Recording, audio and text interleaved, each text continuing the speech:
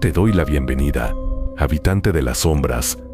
Aquí no hay luz, solo susurros, rituales prohibidos y relatos que no deberían contarse. Suscríbete y déjame un comentario. ¿Desde qué rincón del mundo me estás escuchando? Apaga la luz y prepárate, porque la oscuridad ya comenzó a hablar.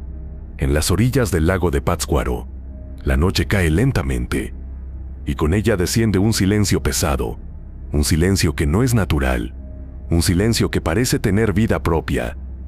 Las aguas permanecen quietas bajo el manto oscuro, reflejando una luna temblorosa que se oculta tras la neblina. Los pescadores se apresuran a recoger sus redes antes de que la oscuridad los atrape, porque todos saben que después de cierta hora no conviene permanecer allí, no conviene tentar a lo desconocido. En la calma de esas aguas entre islotes y sombras, comienza a escucharse un murmullo que al principio parece un lamento perdido, un sollozo que viaja con el viento. No es un sonido fuerte, pero es insistente, como si surgiera desde lo profundo del agua, como si las olas lo trajeran hacia la orilla, y quienes lo oyen saben que no se trata de un animal ni del eco de los montes. Es un llanto humano, un llanto desgarrador, el llanto de una mujer, es el lamento de la miringua. Los ancianos purépechas lo narran en las plazas, en las cocinas familiares, en las reuniones donde la tradición se transmite de generación en generación. Ellos aseguran que la miringua es un espíritu antiguo, un alma condenada a vagar por la eternidad en esas aguas sagradas. Nadie puede precisar el momento exacto en que su historia comenzó, pero todos coinciden en que su presencia es tan real como el frío, que recorre la piel cuando la niebla se adensa, y el lamento se hace audible. Algunos cuentan que fue una mujer que traicionó las leyes de su pueblo, y por ello fue arrojada al lago como castigo, ahogada entre gritos y súplicas. Otros dicen que fue víctima de una traición amorosa, que su pareja la entregó a la muerte en un ritual oscuro, y que ahora vaga buscando reemplazar su soledad con nuevas víctimas. Lo único seguro es que desde hace siglos se le teme, se le respeta y se le evita. En las noches más tranquilas, cuando el viento parece detenerse y el aire se vuelve denso, los pescadores sienten que el lago observa. La superficie se torna tan lisa que refleja el firmamento como un espejo. Pero en ese espejo aparecen sombras que no corresponden a nada visible, figuras que se deslizan y se desvanecen en un abrir y cerrar de ojos. Es entonces cuando los más viejos advierten a los jóvenes: si escuchan un llanto, deben cubrirse los oídos, no mirar atrás, no seguir la voz, porque quien lo hace queda atrapado, fascinado, como un insecto ante la luz, sin poder resistirse al llamado. Y es entonces cuando la miringua se manifiesta. Los primeros testimonios recogidos hace más de 100 años hablan de hombres que desaparecen sin dejar rastro, hombres que conocían cada palmo del lago y que jamás regresarían a casa. Historias de canoas vacías que aparecían flotando en la orilla, con las redes intactas y los remos aún húmedos, como si hubieran sido abandonadas apenas unos minutos antes. Las familias lloraban a sus muertos, pero en realidad nunca había cuerpos, nunca había funerales. Los desaparecidos simplemente se desvanecían en la oscuridad. Los ancianos decían que habían sido llevados al olvido por la miringua, arrastrados bajo las aguas para acompañarla en su condena. Y cada vez que alguien se atrevía a dudar, bastaba una noche en silencio para que el lamento se escuchara de nuevo, quebrando la calma, recordándole a todos que ella estaba allí. La leyenda no es solo un cuento para infundir miedo, es también una advertencia. El pueblo purépecha siempre ha considerado el lago como un lugar sagrado, un espacio donde conviven lo humano y lo espiritual. Pescar en esas aguas no es solo un acto de subsistencia, es también un ritual que exige respeto. Y la miringua, dicen, es la guardiana invisible que castiga a quienes profanan lo que debe permanecer intacto. Si alguien se burla de las aguas, si alguien maldice su suerte, si alguien osa desafiar la calma nocturna, la miringua lo reclama. No importa cuán fuerte sea el hombre, no importa cuánto conozca el lago, nadie puede resistirse a su lamento, porque no es un sonido común, sino un llamado hipnótico que se mete en la mente y en el corazón. Una vez que lo escuchas, estás perdido. Quienes sobreviven a ese encuentro lo describen con horror. Dicen que el llanto empieza como un murmullo, como el llanto de una niña lejana. Poco a poco se intensifica hasta convertirse en un sollozo desgarrador que eriza la piel. Y cuando finalmente aparece, La figura que emerge de la niebla no es la de una mujer común. Su silueta se ve encorvada, su cabello largo y enmarañado cubre su rostro, y su vestido blanco, siempre blanco, se arrastra por el agua como si estuviera hecho de la misma niebla. Algunos juran haberla visto levantar la cabeza y mostrar un rostro vacío, sin ojos, con una boca deformada que no se cierra nunca, como si estuviera condenada a gritar eternamente. Otros dicen que sus ojos sí existen, pero que son dos pozos oscuros donde se refleja la muerte misma. Lo único en lo que todos coinciden es en que cuando la miringua aparece, el aire se enfría de manera antinatural y el cuerpo se paraliza de terror. Las historias más antiguas hablan también de los primeros colonos españoles que llegaron a la región. Ellos, sin entender la cosmovisión purépecha, se burlaban de los relatos y entraban al lago con arrogancia. Más de uno desapareció en circunstancias misteriosas. Los cronistas de la época lo mencionan con cautela, describiendo cómo hombres fuertes y armados nunca regresaron de sus expediciones nocturnas. Algunos atribuían esas muertes a accidentes, pero los locales sabían la verdad. Habían oído el lamento, y así la leyenda trascendió fronteras, pasando de boca en boca, adaptándose, pero siempre manteniendo el mismo núcleo: un espíritu femenino que castiga a los incrédulos y que arrastra a los vivos al olvido. Hoy en día, la historia sigue viva. Los lugareños continúan advirtiendo a los turistas, aunque lo hacen en voz baja, casi como un susurro, porque creen que nombrarla en voz alta es una invitación para que aparezca. Los pescadores más jóvenes, a pesar de la modernidad, todavía sienten respeto y temor cuando las aguas se oscurecen. Hay noches en las que las luces de las casas parecen apagarse solas, y el único sonido que queda es un sollozo lejano, que se repite una y otra vez, y aunque algunos intentan explicarlo como el chillido de algún ave nocturna o el silbido del viento, los que conocen la historia saben que no es casualidad, es la miringua recordando que sigue allí. Se dice que el peor error es intentar seguir su llanto, porque no importa cuán cerca o cuán lejos parezca, siempre te llevará a la orilla equivocada, a un lugar donde la niebla es tan densa que no puedes ver más allá de tus manos. Allí, entre sombras y reflejos distorsionados, ella espera. No se acerca corriendo ni de forma violenta, se muestra lentamente, dejando que el miedo haga lo suyo. Y cuando por fin está frente a ti, ya no hay vuelta atrás. Un paso en falso y el agua te envuelve, fría, pesada, interminable, y en ese momento entiendes que no caíste por accidente, fuiste arrastrado, porque nadie se ahoga en silencio, pero con la miringua no hay gritos, no hay luchas, solo un silencio absoluto, como si el lago se tragara no solo tu cuerpo, sino también tu memoria. Los relatos más recientes hablan de turistas que se acercan al lago de noche, buscando experiencias paranormales. Algunos graban sonidos extraños, voces que parecen sollozos, figuras difusas en la orilla. Muchos piensan que son ilusiones, pero quienes conocen la tradición saben que jugar con esas cosas es peligroso. Una mujer que visitó la zona en los años 90 contó que escuchó claramente el llanto mientras caminaba sola cerca del agua. Al principio creyó que era un animal, pero luego el sonido se convirtió en un sollozo humano tan intenso que le provocó escalofríos. Dijo que sintió un impulso irresistible de acercarse, pero algo en su interior la obligó a retroceder. Al día siguiente, supo que otra persona había desaparecido esa misma noche. Nunca dudó de que había sido la miringua. La leyenda, contada en voz baja, se ha convertido en parte del alma del lugar. No es solo un mito de terror, es también un reflejo de la relación entre el pueblo y sus aguas. El lago no es simplemente un cuerpo de agua, es un ser vivo, un guardián, un espacio donde lo humano y lo espiritual se entrelazan. Y la miringua es su rostro más oscuro, su advertencia más temida. Algunos incluso creen que no es un ente individual, sino una manifestación del mismo lago, un avatar del dolor acumulado a lo largo de los siglos. Por eso su llanto nunca termina, porque no pertenece a un alma en pena, sino a la esencia misma del lugar. El origen exacto de su nombre se ha perdido en el tiempo. Algunos creen que proviene de palabras antiguas del purépecha, relacionadas con el lamento y la muerte. Otros piensan que es una deformación de términos españoles, mezclados con la tradición local. Lo cierto es que no importa el idioma ni la época, la miringua siempre es entendida como sinónimo de terror, de advertencia, de condena, y cada vez que se cuenta su historia, el ambiente parece cambiar, como si su sombra se extendiera más allá del lago para colarse en cualquier rincón donde alguien pronuncie su nombre.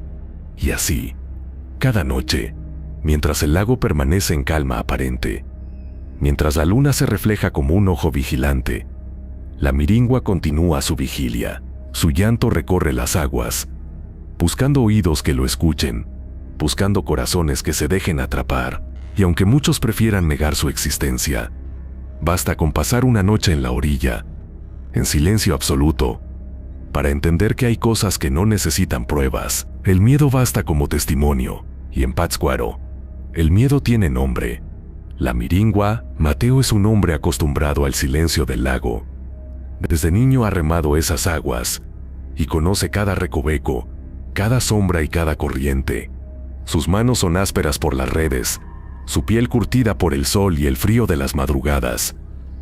Para él, la pesca no es solo un oficio, es su vida entera. Esta noche, sin embargo, el aire se siente diferente. Una bruma espesa cubre la superficie, una neblina que no se mueve con el viento porque, curiosamente, no hay viento. El ambiente es inmóvil, como si el tiempo mismo se hubiera detenido. Aún así, Mateo decide salir. Dice que no le teme a nada, que las historias que cuentan los ancianos son solo eso, historias. Él cree en lo que puede ver y tocar, en la fuerza de sus brazos y en la certeza de sus remos, pero dentro de sí hay una inquietud que no reconoce, un cosquilleo que le eriza la piel, aunque no lo admite en voz alta. Prepara su canoa con calma. Coloca las redes enrolladas en un costado, revisa los nudos, acomoda la lámpara de aceite y se santigua antes de subir. Su madre, antes de morir, le repetía siempre que no olvidara persignarse antes de entrar al agua, porque el lago, decía ella, es como un ser vivo. Escucha, observa, recuerda. Mateo sonríe ante ese recuerdo, pero lo hace con cierta incomodidad. La imagen de su madre anciana, hablándole con voz temblorosa sobre la miringua, le vuelve a la mente con más fuerza de lo esperado. Ella juraba haber oído el llanto en más de una ocasión. Contaba que en una noche, mientras esperaba a su esposo, escuchó claramente a una mujer llorar en la orilla, y que al salir a mirar, no encontró a nadie. Siempre concluía la historia diciendo: quien escucha a la miringua, nunca vuelve a ser el mismo. Mateo empuja la canoa, y el agua lo recibe con un chapoteo suave. El sonido parece más fuerte de lo normal, como si la superficie devolviera un eco profundo. Reposa los remos en la borda, y comienza a avanzar lentamente, acostumbrando la vista a la penumbra. La luna aparece apenas entre las nubes, ofreciendo destellos de luz plateada que se reflejan en la bruma. El todo está demasiado quieto, demasiado callado. Ni siquiera las ranas croan en la orilla, ni los insectos revolotean como de costumbre. Ese silencio absoluto es lo que comienza a incomodarlo. Mientras avanza, recuerda las advertencias de los ancianos. No te quedes cuando el aire se detiene. No remes cuando la niebla baja. Son palabras que todos los jóvenes han escuchado alguna vez, pero que pocos toman en serio. Mateo se dice a sí mismo que no son más que supersticiones, cuentos para asustar a los niños. Sin embargo, el peso de esa calma anormal lo obliga a mirar hacia atrás, una y otra vez, como si esperara encontrar a alguien siguiéndolo. No hay nadie, solo el agua, la neblina y su respiración que comienza a agitarse sin motivo aparente. Remando más adentro, coloca las redes con movimientos mecánicos, pero sus oídos están atentos, demasiado atentos, y entonces lo percibe. Un murmullo lejano, suave, como un quejido apenas audible. Al principio piensa que es su imaginación. El crujido de la madera, el roce del agua contra la canoa. Se queda quieto, en silencio absoluto, y el sonido desaparece. Suspira aliviado, convencido de que todo es producto de su mente cansada. Pero cuando vuelve a moverse, el murmullo regresa, más claro, más definido. Ya no es un sonido indescifrable, es un llanto, Un llanto apagado, femenino, que parece venir de algún punto indeterminado de la bruma. El corazón de Mateo late con fuerza.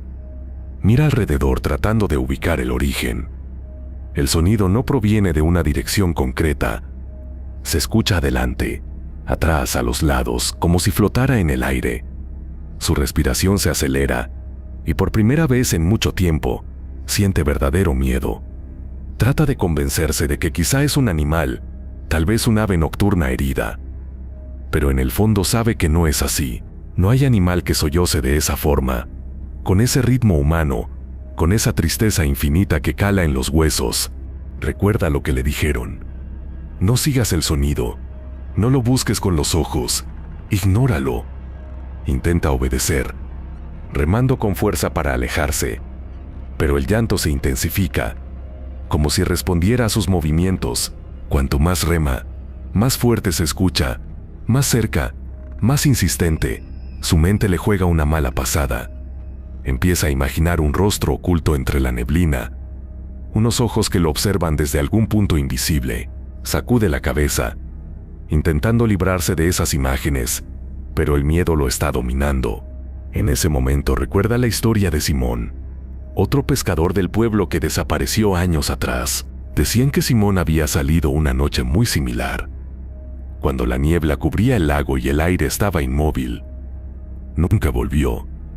Su canoa fue hallada flotando a la deriva con las redes intactas, pero de él no quedó rastro. Los ancianos aseguraban que había respondido al llanto, que había seguido la voz hasta la orilla equivocada, y que allí lo había encontrado la miringua.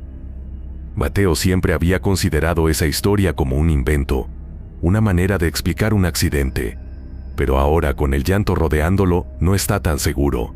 El llanto se transforma en un sollozo más claro, intermitente, como si la mujer respirara con dificultad entre cada quejido. Mateo siente un escalofrío recorrerle la espalda. Una parte de él quiere dar la vuelta y huir, pero otra parte, como dominada por una fuerza externa, lo empuja a seguir remando hacia el origen de aquel lamento.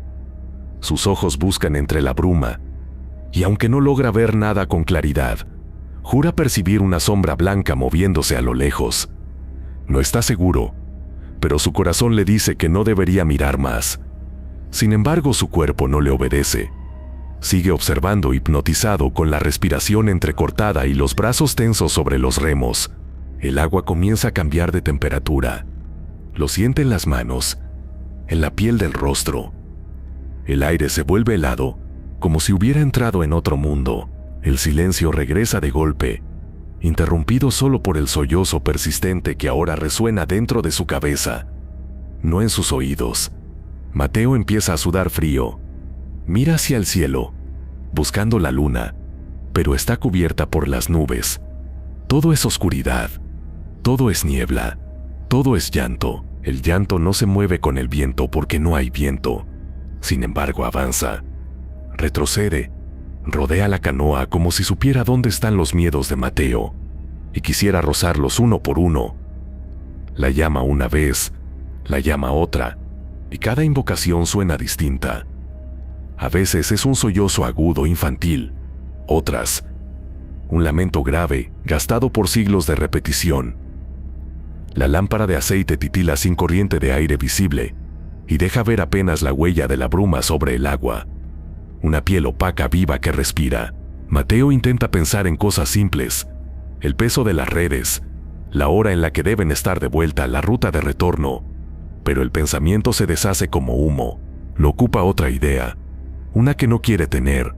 Si responde al llanto, si tan solo dice «¿estás ahí?», la voz ganará forma, la niebla se abrirá, y habrá un rostro esperando. Endurece la mandíbula, aprieta los labios para no pronunciar palabra. El silencio, le dijeron, también es una oración. Remar deja de ser avance y se convierte en gesto.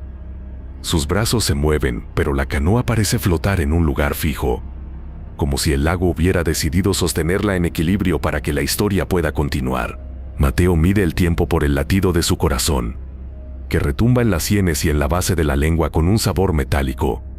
Vuelve a buscar la luna, y solo encuentra una luz desvaída que no alcanza a dibujar orillas. En la superficie una bandada invisible raspa el agua de pronto, como uñas en vidrio. Entonces lo ve. No es aún una figura completa. Es una verticalidad más oscura dentro de la oscuridad. Un blanco que no brilla. Un vestido que no cae sino que flota, extendiéndose apenas sobre la película del lago. La cabeza baja, el cabello pegado como algas, los hombros inmóviles. El llanto no sale de esa figura. Todo el entorno llora por ella. Mateo sabe que cada historia empieza igual. Una sombra, un llamado, una elección. Sabe que su elección es dar la vuelta, remar hacia la nada hasta que aparezca una costa cualquiera y dejar las redes donde caigan. Lo sabe, y sin embargo inclina el cuerpo hacia adelante, como si el equilibrio de su torso decidiera el de la canoa. Acerca la lámpara unos centímetros. La flama se encoge, como si temiera iluminar demasiado. El blanco se define, estela, o algo que imita la tela. No se humedece como debería, no pesa, no chupa el agua, simplemente está. La respiración de Mateo se vuelve ruidosa dentro de su propia cabeza. Afuera, el mundo mantiene ese silencio imposible que solo rompen los intervalos del llanto. Y en uno de esos intervalos, cuando el aire parece sostener la nota que aún no suena, la figura alza la cabeza. No lo hace con brusquedad. No hay susto. Hay ceremonia. El cabello se despega en mechones, dejando ver pómulos muy pálidos. Una piel estirada como si la hubieran dejado demasiado tiempo bajo el agua, donde deberían estar los ojos. La negrura no es un agujero, sino un espejo sin reflejo. Mateo siente que lo miran desde adentro de su propio cráneo, no desde afuera. Y la boca, esa boca que en tantos relatos abarca gritos que no terminan, ahora es apenas una línea tensa que se separa con lentitud hasta convertirse en una abertura sin dientes. El primer sonido que sale no es grito ni sollozo, es un suspiro profundo, el suspiro de algo que recuerda haber respirado cuando era humano. La canoa cruje. Las manos de Mateo se humedecen más de lo razonable. La lámpara da un salto de luz y luego disminuye.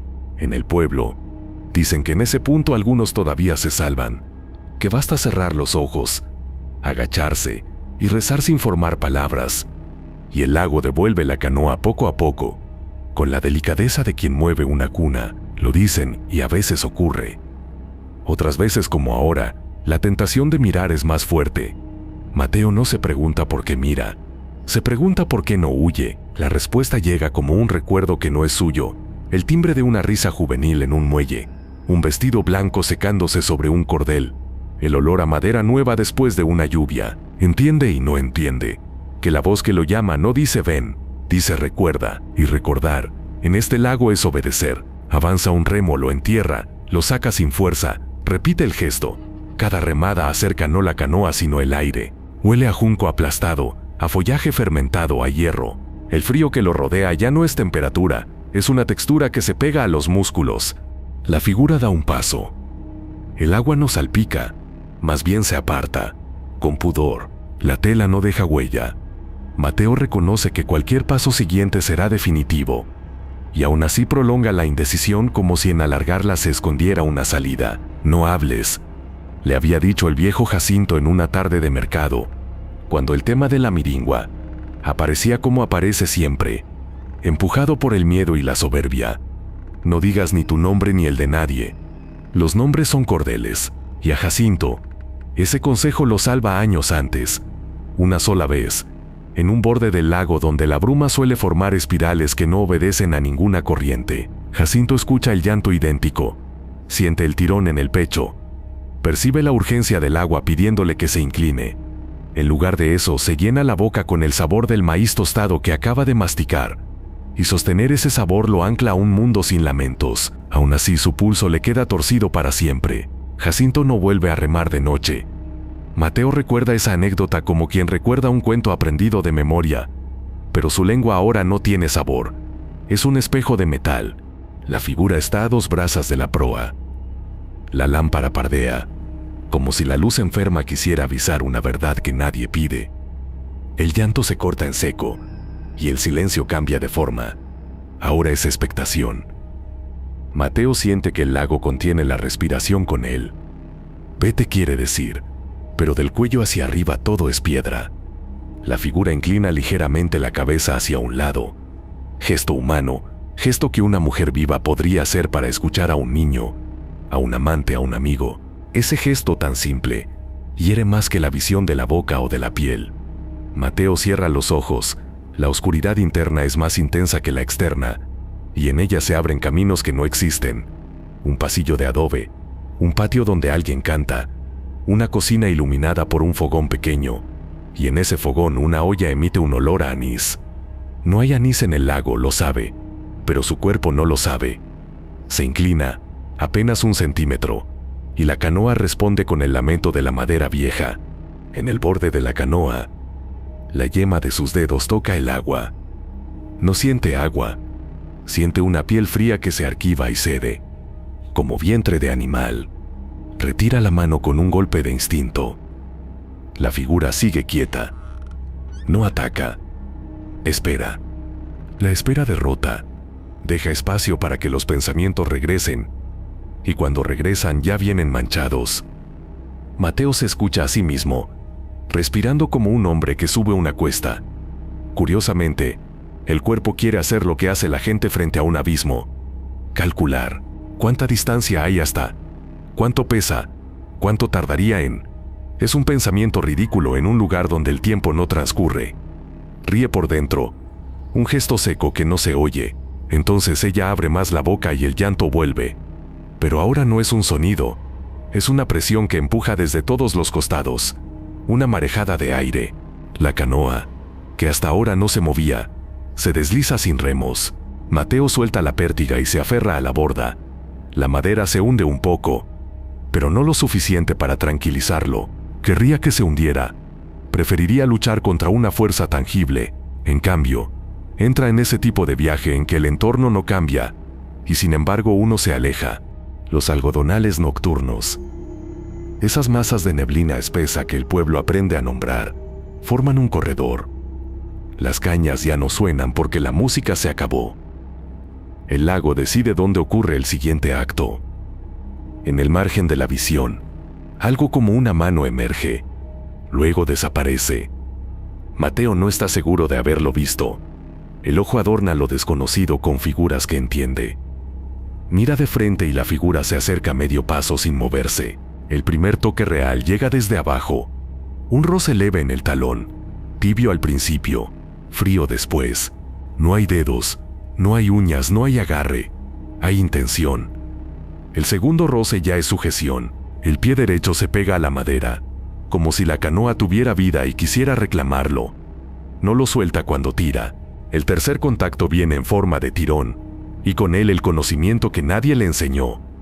Bajo la superficie, manos invisibles aprenden sus tobillos, sus pantorrillas, el hueco atrás de las rodillas.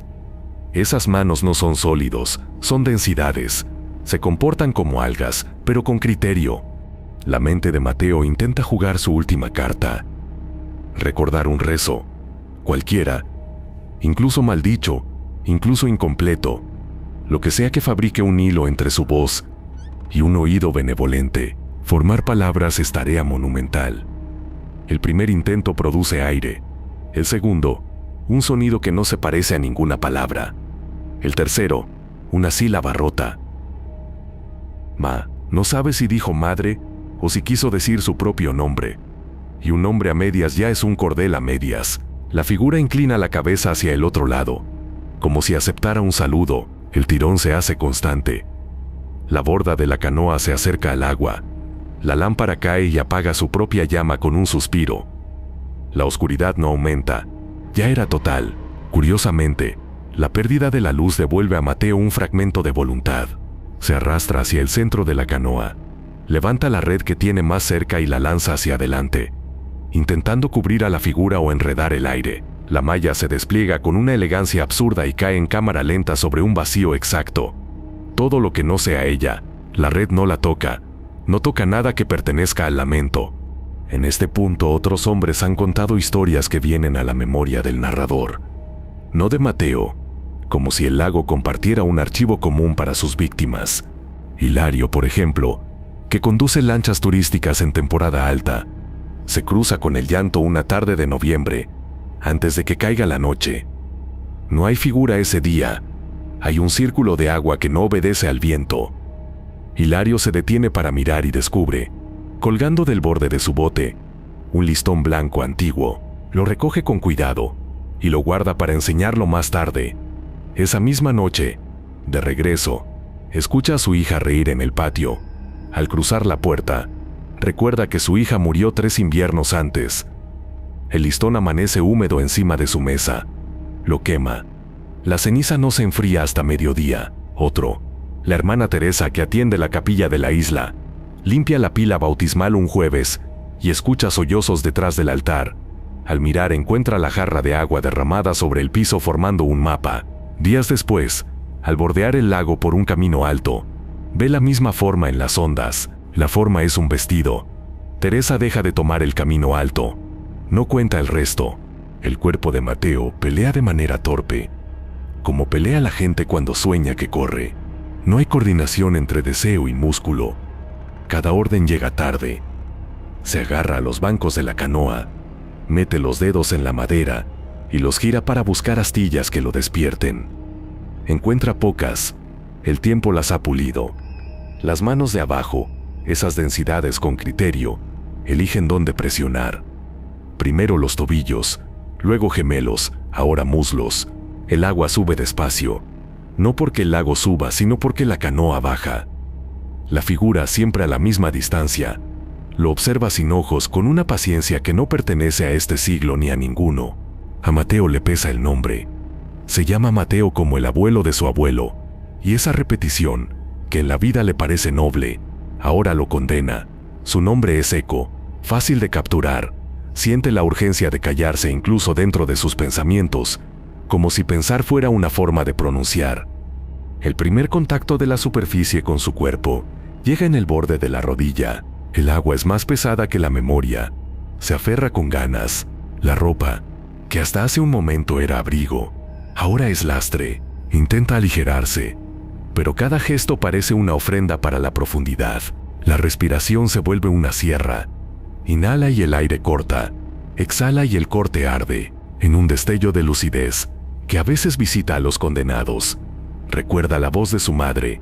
Si llega a pasarte, baja la vista. No le regales los ojos. Baja la vista. En el reflejo, ve su cara multiplicada y fracturada en escamas de plata. Por un segundo, cada fragmento parece llorar por su cuenta. Parpadea y el reflejo cambia. Donde debería estar su rostro, aparece un vacío negro, la versión de sí mismo que la miringua necesita para existir. Comprende que el olvido no es no recordar, es recordar lo equivocado. Hay un lugar, dicen, donde el lago forma pozas inmóviles que no se comunican con el resto, más que por pasadizos bajos, pasadizos que se abren o se cierran según el ánimo del agua. Allí las cosas perdidas se quedan intactas más tiempo. Cucharas de palo, sandalias, botellas, cuchillos, rosarios. Entre esos rosarios hay uno con un crucifijo de metal barato y una muesca en la esquina, y quien lo tuvo en los dedos lo apretó tan fuerte en su último minuto que dejó un punto hundido en la carne. El narrador no asegura que ese rosario sea el de la madre de Mateo ni el de nadie. Asegura que existe un rosario, que la muesca tiene forma de lágrima y que el metal a veces flota los domingos. Cuando alguien lo encuentra y se lo cuelga para probar, el aire alrededor se enfría 2 dedos y el corazón salta un latido. Nadie lo usa 2 días seguidos. La canoa ya no canta. El agua ha aprendido su canción, que es una nota larga con la que el mundo se acostumbra a caer.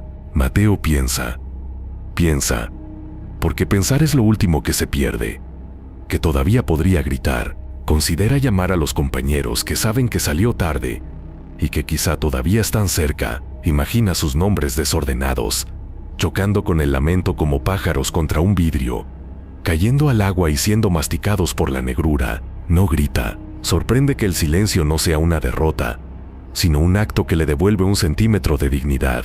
Ese centímetro no salva a nadie, pero llega a tiempo para que una última idea entre. Poner el pie izquierdo debajo del banco, trabarlo, convertirse por un segundo en mueble, en peso inútil. Lo hace. El agarre de abajo se irrita, si es que la densidad puede irritarse. Cambia de estrategia.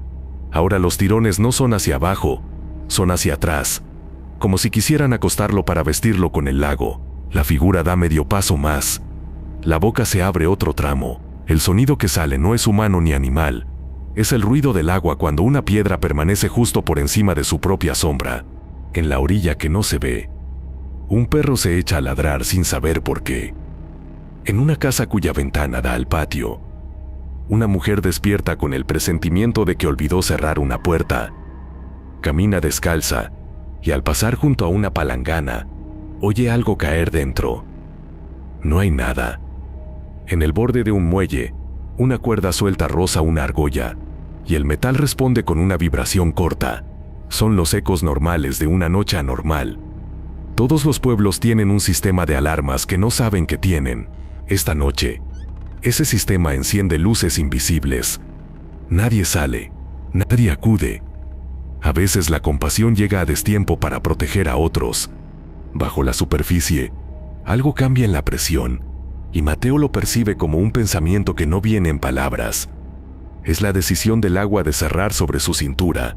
Falta poco para que el frío deje de ser frío y se convierta en nada. Antes de que eso ocurra, y esto pertenece a la exactitud con la que los viejos miden los momentos, la miringua suele pronunciar una frase. No todos la oyen igual, no todos la entienden, no todos sobrevivirían para repetirla. La frase no es un idioma, es la memoria de un idioma. Suena como quédate, como vuelve, como calla, como mírame. Significa olvida.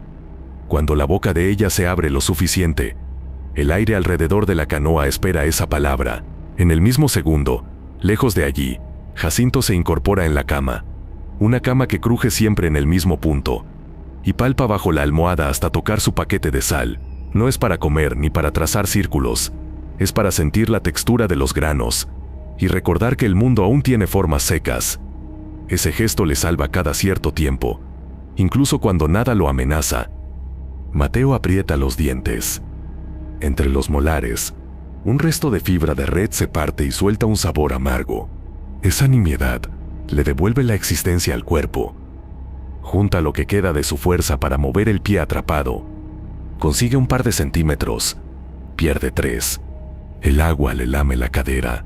La figura ya no necesita acercarse. El espacio entre ambos está lleno de su voz. Si alguien pudiera dibujar el sonido, aquí aparecería como una cinta ancha, que se enreda en la garganta de Mateo y baja por el pecho hasta la base del esternón. Él no lo sabe, pero lo siente. Y justo cuando la cinta aprieta, la noche, la propia noche, produce un acontecimiento que no obedece a la voluntad del lago ni a la suya. Desde la profundidad, sube una corriente más tibia que empuja la borda contra el costado de la canoa. No es una salvación, es una interrupción. A veces, para que la tragedia sea historia, necesita breve pausa. Esa pausa permite que la canoa deje de bajar durante 3 respiraciones. En las primeras 2, Mateo solo respira. En la tercera, entiende que respira. Tuerce el torso, suelta el banco, intenta desenganchar la pierna. No lo logra. El movimiento tiene otro efecto. Su hombro toca la bolsa donde guarda el cuchillo pequeño que usa para cortar cabos. No es un cuchillo para luchar, es una herramienta vieja con filo de paciencia. Mano derecha, bolsa, mango, hoja fuera. La hoja no brilla. La noche se la traga. No cortes el agua, habría dicho Jacinto. Si te piden que pelees contra el agua, ya perdiste. Mateo no quiere cortar agua, quiere cortar red, cuerda, sombra, lo que sea que lo sostenga abajo. Da un tajo hacia su propia pantorrilla. Siente el tirón de la tela, el ardor inmediato que le recuerda que sigue siendo carne. La densidad de abajo reacomoda sus dedos invisibles. Por un instante el pie se suelta. La figura por fin cambia de lugar. Se inclina hacia adelante sin avanzar. Y ese gesto hace que el llanto desaparezca por completo. El silencio que queda no es alivio. Es un espacio recién barrido donde se va a colocar algo. Mateo guarda el cuchillo por impulso, como si el metal pudiera ofender a quien tiene enfrente. La pausa se acaba. El lago retoma su movimiento. La canoa cede. El agua sube otro tramo. El narrador podría decir aquí que todo termina, pero no termina aún. Hay una ley en las orillas que los viejos no dicen en voz alta. Antes del arrastre, la miringua ofrece una imagen. Si el hombre la acepta, el agua es veloz. Si la rechaza, el agua es lenta. La imagen se forma ahora frente a Mateo, un borde de tierra firme, un camino de piedras blanqueadas por el sol, una mujer joven que carga una canasta de ropa y canta. No es su madre, no es su esposa, no es nadie en particular. Es la memoria de una felicidad impersonal, la cuerda de sonidos que él conoce como vida antes del miedo. La imagen tiene el peso exacto para hacer que él incline el cuerpo hacia adelante. Lo hace. El lago sonríe con su manera, contrayéndose. El agua lo reclama al fin. La canoa se hunde poco a poco y el grito de Mateo nunca llega a salir. Solo queda el silencio. Y en ese silencio, el llanto de la miringua vuelve a escucharse, suave, eterno, como una canción que nunca termina. Al amanecer, los pescadores encuentran la canoa vacía, flotando a la deriva, con las redes intactas y la lámpara apagada. De Mateo no hay rastro, y así, una vez más, el lago guarda su secreto,